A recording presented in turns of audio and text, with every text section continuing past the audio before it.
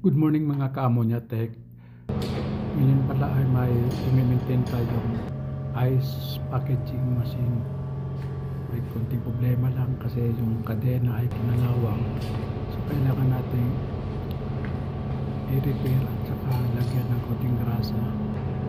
Dito na ay nilagay ko na yung kadena.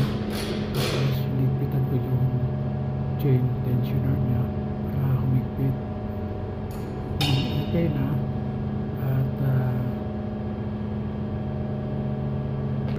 maayos na yung tension ng kadena, so balik natin yung cover para at yung safety.